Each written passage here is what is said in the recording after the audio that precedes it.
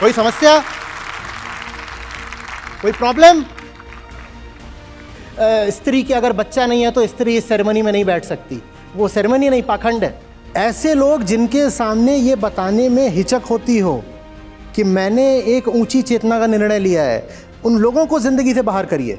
Elon Musk अपने social media platform पे लगातार ये पोस्ट करते रहते हैं। ये अवसर है, ये लिटमस टेस्ट है, कसौटी है।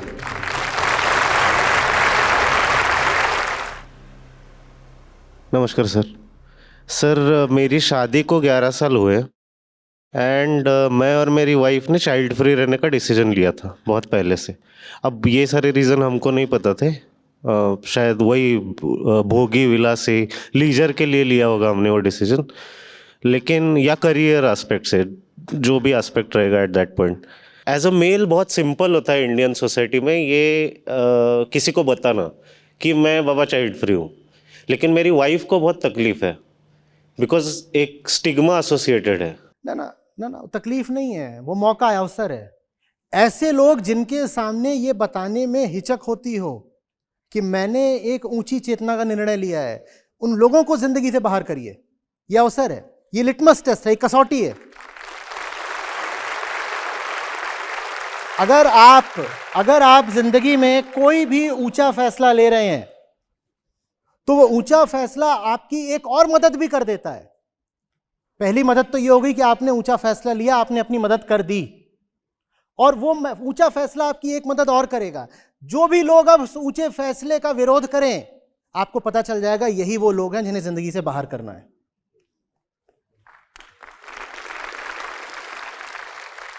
नहीं तो पता नहीं चलता ना अपना कौन पराया कौन, पता नहीं चलता ना कि सच्चा कौन झूठा कौन, नहीं पता चलता ना। कैसे पता करें? कसौटी, लिटमस टेस्ट क्या है?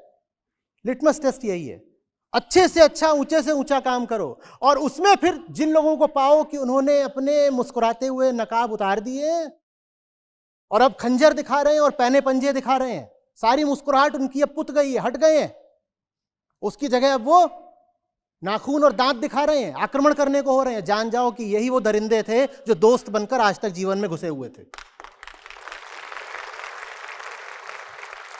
नहीं तो कैसे पता चलेगा? कैसे पता चलेगा? साधारण मौज मस्ती में तो कोई भी यार बन जाता है। असली मित्र तो वो है ना जो ऊंचे काम में आपका समर्थन करे। हां, तो आप ऊंचा काम करो, उसमें जो आपका समर्थन करे सिर्फ वही आपका मित्र है। ऊंचा काम आपको यह फायदा देता है, वो आपको मित्र और शत्रु की पहचान बता देता है। ये मित्र है, ये तुम्हारी सहायता समर्थन कर रहा है ऊंचे काम में। और घटिया काम करो और उसमें जो तुम्हारे साथ खड़ा हो उससे बड़ा कोई दुश्मन है तुम्हारा, तो घटिया काम तो करना भी नहीं है। वो कसौटी काहे को बनाए? आप ऊंचे से ऊंचा निर्णय लीजिए, और जहां देखिए कि उसमें कोई आकर असहमति दिखा रहा है, जान जाइए कि ये गलत आदमी था, इसको यूं ही आज तक हमने पास रखा और पालते रहे, गलत कर दिया। सर एक मतलब कुछ अभी जो रिलीजियस सेरेमनीज होती है वगैरह वगैरह, उसमें लड़कियों को बुलाया नहीं जाता ना, जो मतलब ऐसी रिलीजियस सेरेमनीज जो आपकी देह का, आपके गर्भाशय का आदर करती हूं, आपके चेतना का आदर नहीं करती, त्याग दो ऐसी रिलीजियस सेरेमनीज को। कौन सी रिलीजियस सेरेमनी चाहिए? क्यों चाहिए? गीता धर्म है ना। मुझे बताओ गीता में कहां लिखा है, गीता में कहां लिखा है कि पार्थ जाओ बच्चे पैदा करो? कहां लिखा है? बल्कि अर्जुन कह रहे हैं कि अगर हम सब मर गए लड़ाई में तो हमारी महिलाएं जाकर के दूसरे पुरुषों से ब्याह कर लेंगी, वर्ण संकर पैदा हो जाएंगे। कृष्ण कहते हैं हटाओ ये सब बेकार की बातें, जो सही काम है वो करो। उसके बाद महिलाएं क्या जाएंगी? और वो अर्जुन तो जातिवादी भी हो रहे हैं, अर्जुन कह रहे हैं वो निचले वर्णों से जाकर के संतान पैदा हो जाएगी, वर्ण संकर हो जाएगी। कृष्ण कह रहे हैं हटाओ ये सब बातें, बेकार बिल्कुल। ये होता है धर्म। वो कौन सी सेरेमनीज है जहां कहा जा रहा है कि स्त्री के अगर बच्चा नहीं है तो स्त्री इस सेरेमनी में नहीं बैठ सकती? वो सेरेमनी नहीं, पाखंड है, मत रखो उसे। आपको अब धर्म को लेकर चिंतित होने की जरूरत क्या है? आप मेरे साथ हो, आप गीता और उपनिषदों के साथ हो, सच्चाई तो आकर के आपके गोद में रख दी है। आपको अब क्या धार्मिक होने के लिए समाज का प्रमाण पत्र चाहिए? जिसके पास उपनिषद है और गीता है, वो क्या अब समाज से भीख मांगेगा कि तुमसे मुझे धार्मिक होने का प्रमाण चाहिए? समाज आपको धार्मिक समझे, अधार्मिक समझे, जिसके पास कृष्ण है उसके पास धर्म है। आपके साथ कृष्ण है।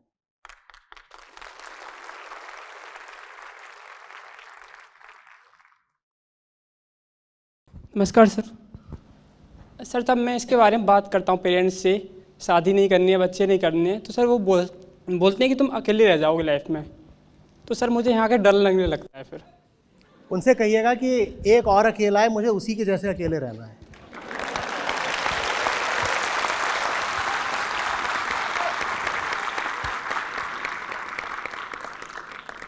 फिर ये बोलते हैं कि आप लाइफ में क्यों ही इतना पढ़ना है और क्यों इतना आगे बढ़ना है कि ये सब कुछ करना ही नहीं है। तो उनसे कहेगा एक था जिसने बहुत पढ़ा, बहुत आगे बढ़ा,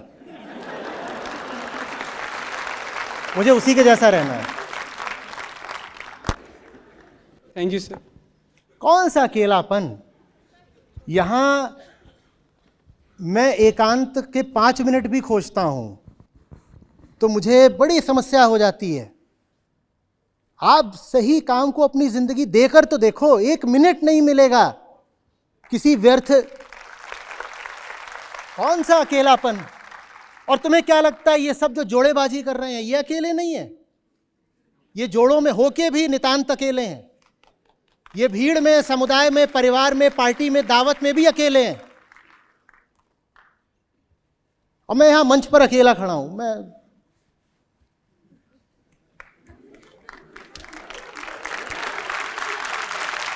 कोई समस्या, कोई प्रॉब्लम? खड़े हो सकते हैं जिंदगी के मंच पे ऐसे अकेले कि नहीं? बोलो।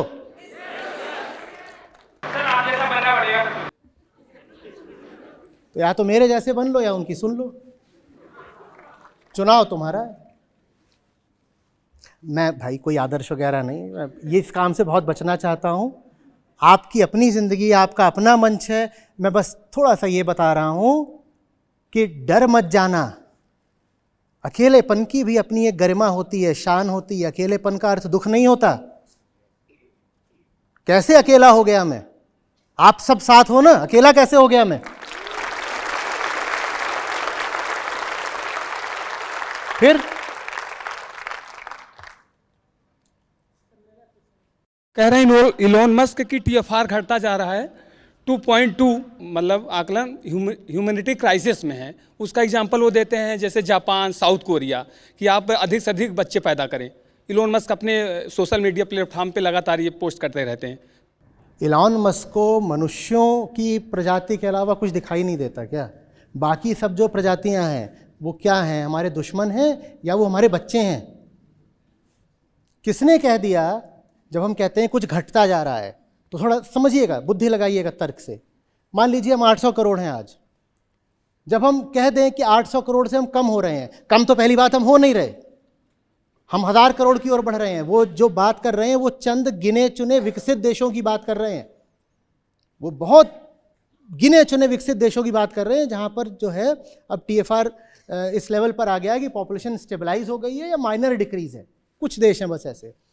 दूसरी बात, हम ये कहें भी अगर कि पॉपुलेशन डिक्लाइन कर रही है तो उसमें हम ये कहना चाहते हैं कि 800 करोड़ तो होनी ही चाहिए।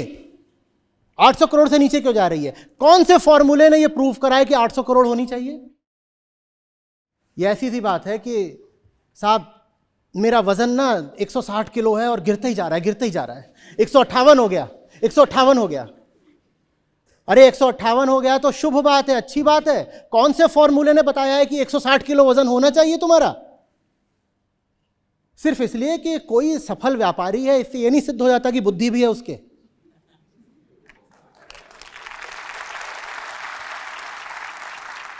मैं फिर पूछ रहा हूं, कौन सा फॉर्मूला है जो कह रहा है कि 160 किलो वजन होना चाहिए? सारी बात यह हो रही है पॉपुलेशन डिक्लाइन। मैं पूछ रहा हूं from what levels? Decline from what levels? एक आदमी 50 किलो का है, उसका 2 किलो वजन कम हो गया, ये बुरा हुआ।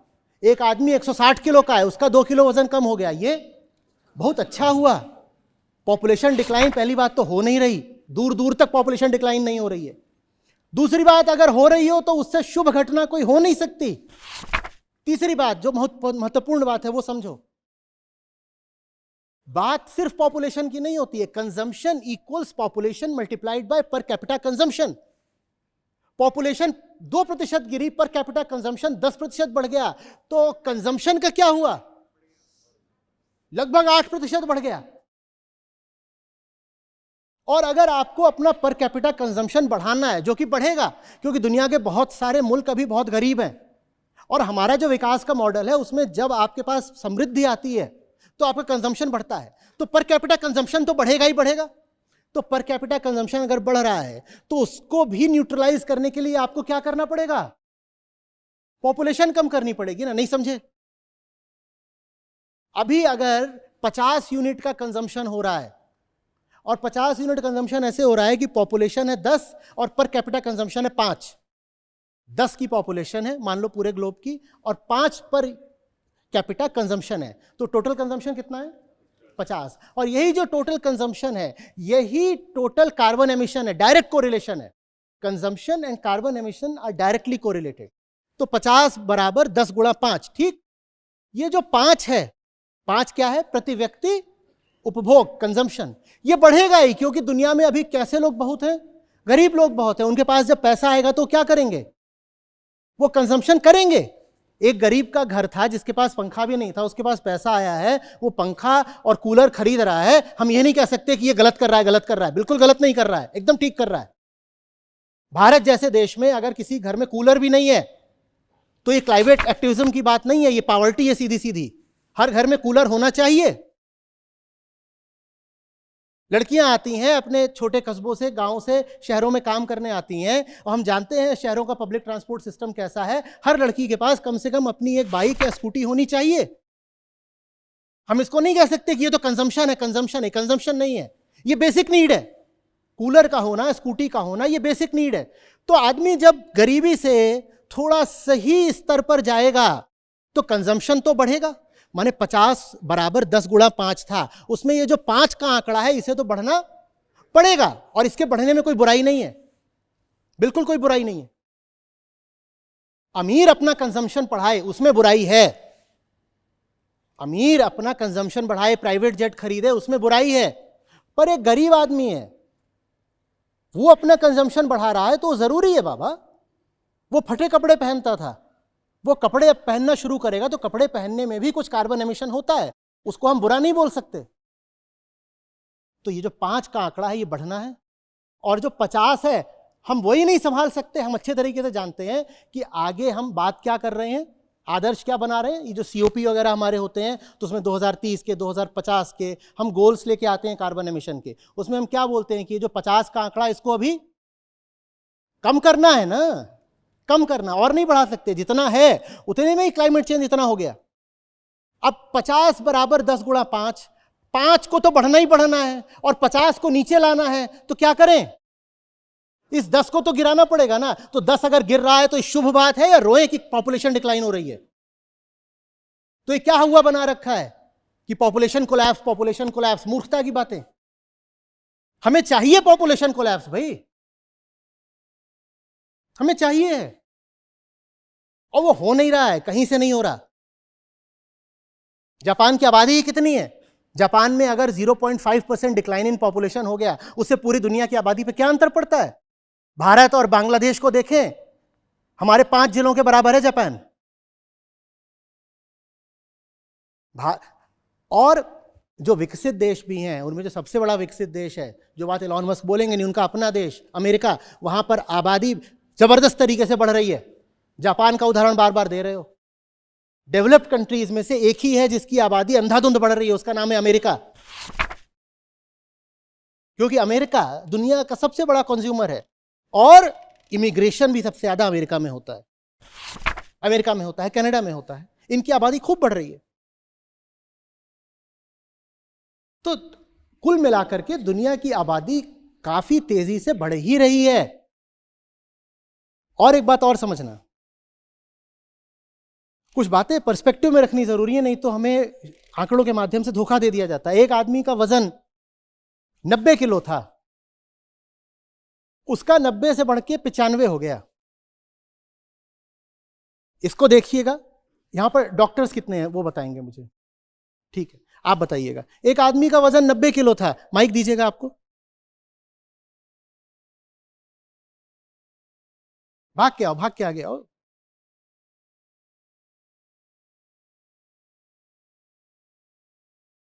एक आदमी का वजन 90 किलो था, 90 से बढ़ के 95 हो गया। और एक आदमी का वजन 160 किलो था, 160 से बढ़कर 162 हो गया। दोनों में से ज्यादा खतरनाक बात कौन सी है? खतरनाक दोनों ही 160 से 162, तो उसको ज़्यादा खतरनाक है। समझ में आ रही बात? लेकिन मीडिया बोलेगा कि देखो अच्छे दिन आ गए हैं, अब उतनी गति से नहीं बढ़ रही है, पहले 5 की गति से बढ़ती थी। पहले प्रतिवर्ष इसका जो वजन था वो 5 किलो की गति से बढ़ता था, अब 2 ही किलो से बढ़ रहा है। इसका मतलब यह है कि सब ठीक है। तुम ये नहीं देख रहे हो कि पहले जब बढ़ रहा था तब बेस 90 का था, 90 से 95 हो गया और शायद उसकी जान बच जाए। पर 160 का जो है, जब वो 162 होगा तो अब वो मर के रहेगा। बेस भी देखना पड़ता है, मीडिया बेस नहीं बताएगा। मीडिया बस ये बता देगा कि पहले देखो आबादी इतनी गति से बढ़ रही थी, पहले 3.5% की दर से आबादी बढ़ रही थी, अब आबादी मात्र 1.8% की दर से बढ़ रही है। But at what base? 90 वाला 95 हुआ है या 160 वाला 162 हुआ है? यह आपको नहीं बताया जाएगा, यह आपको खुद सोचना पड़ेगा। समझ में आ रही बात? नहीं समझ में आई ये बात? अच्छा, फिर पूछता हूं। एक आदमी 40 की स्पीड पे कार चला रहा था, उसने 40 से बढ़ाकर 70 कर दी स्पीड। ये आपको समझ में आएगा। आप 40 पर चला रहे थे, आपने 40 से बढ़ाकर 70 कर दी स्पीड, कुछ खतरा बढ़ा होगा। ये खतरा ज्यादा बढ़ा, 40 से 70 पर आ गए। या एक आदमी 140 पर चला रहा था, उसने 150 कर दी, ये खतरा ज्यादा बढ़ा। पर मीडिया बस ये बताएगा कि देखो we are actually slowing down. पहले स्पीड 30 की रेट से बढ़ती थी, अब स्पीड सिर्फ 10 की रेट पे बढ़ रही है। At what base? पहले आप 40 पर थे, 40 से 70 होना बहुत खतरे की बात नहीं है, पर 140 से 150 होना बहुत खतरे की बात है। 140 से तो आपको नेगेटिव जाना है, पर जब नेगेटिव जाओ तो शोर मचाएंगे, पॉपुलेशन कोलैप्स, पॉपुलेशन कोलैप्स। भाई हमें पॉपुलेशन कोलैप्स चाहिए, चाहिए, हो नहीं रहा है। पहली बात तो हो नहीं रहा, दूसरी बात अगर हो तो बहुत अच्छी बात है। जितने लोग हैं पृथ्वी पर 800 करोड़, पृथ्वी इनका कंजम्पशन नहीं झेल सकती। सस्टेनेबल पॉपुलेशन लेवल्स अभी जितनी है उसकी आधी होंगी। और इसका मतलब ये नहीं है कि लोगों को मार देना है, पॉपुलेशन अपने आप कम हो जाएगी, मृत्यु अपने आप आ जाती है। बस आप अंधाधुंध पैदा करना बंद करो। अगर आप पृथ्वी को, सब प्रजातियों को और मानव प्रजाति को भी बचाना चाहते हो तो, मरना ही हो, आग ही लगानी हो, तो आपकी मर्जी।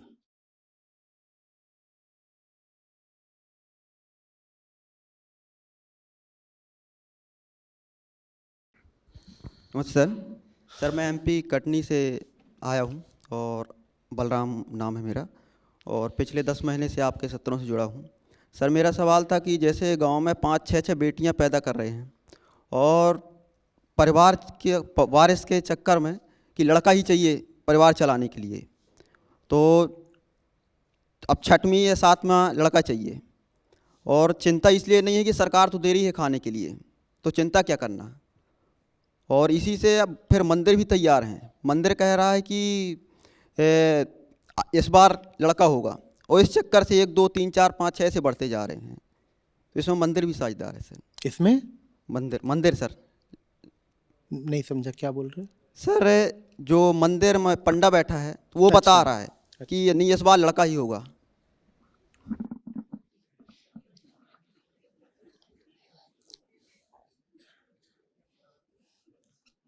इसमें कई तरीके के चुटकुले बनाए जा सकते हैं, पर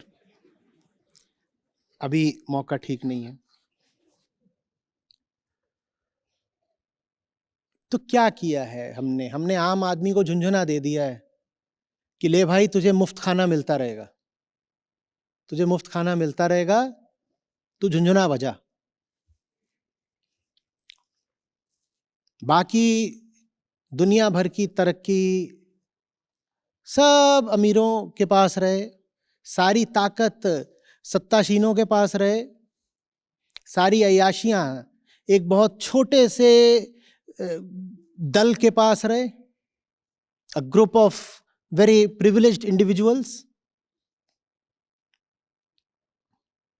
और आम आदमी झुनझुना बना रहा है। उसे मंदिर भेज दो, वो जो भी पंडा जी हैं उनके पास, तो मंदिर में झुनझुना बजाएगा। उसे मुफ्त का खाना पीना दे दो, वो खुश है, कह रहा है 8 बच्चे भी कर लो, सरकार से आ जाता है मुफ्त का खाना, बढ़िया बात है, ठीक है। और अब तो बाकायदा चुनावों के समय अलग अलग दल इस तरह की योजनाएं निकालते हैं कि अगर बेरोजगार है तो उसे हर महीने इतना दे देंगे, महिला है तो उसे हर महीने इतना दे देंगे, और भी कुछ निकालते होंगे। अगर आपका नाम र से शुरू होता है तो आपको मिलेंगे हर महीने 3,000 रुपए। ये हमारा चुनावी घोषणा पत्र है। कुछ भी हो सकता है।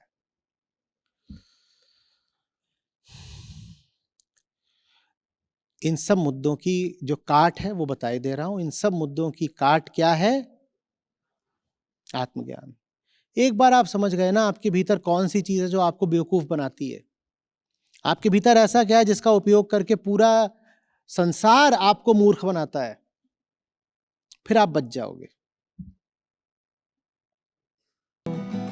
झूठा सब संसार है, तू ना अपना मीर। झूठा सब संसार है, तू ना अपना मीर। राम नाम को जान ले, चले सो भौजल जीत रे साधो, चले सो भौजल जीत।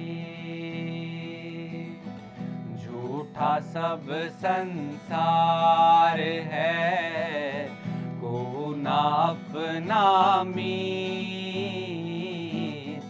झूठा सब संसार है, को ना अपना मीर। राम नाम को जान ले, चले सो भौजल जीत रे साधो, चले सो भौजल जीत। साधु यह संसार है, जैसा सेमल फूल। साधु यह संसार है, जैसा सेमल फूल। दिन 10 के व्यवहार में, झूठे रंग ना भूल रे साधो, झूठे रंग ना भूल।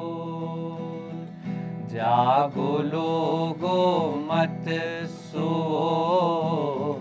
ना करो नींद से प्यार। जागो लोगो मत सो, ना करो नींद से प्यार।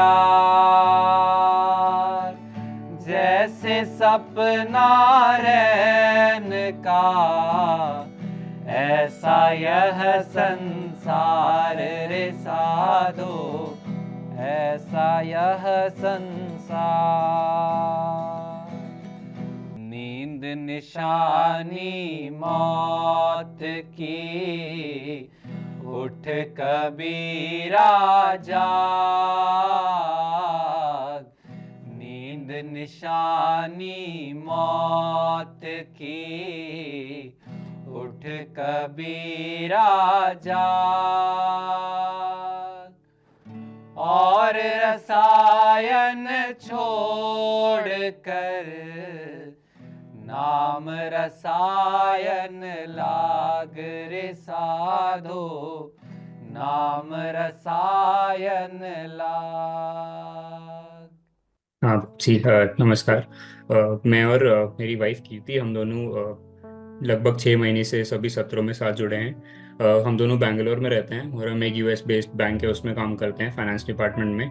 आचार्य जी को यूट्यूब पे कुछ देर से सुन रहे थे, 8-9 महीने से, और कुछ लगभग 6 महीनों से चारों सत्रों में लाइव जुड़े हैं, दोनों ही साथ में सुनते हैं। तो आज हमने अष्टावक्र गीता श्लोक 10.5 में ये जाना कि जो अहंकार होता है उसके लिए उसकी खाल के अंदर अहम होता है और खाल के बाहर विश्व होता है।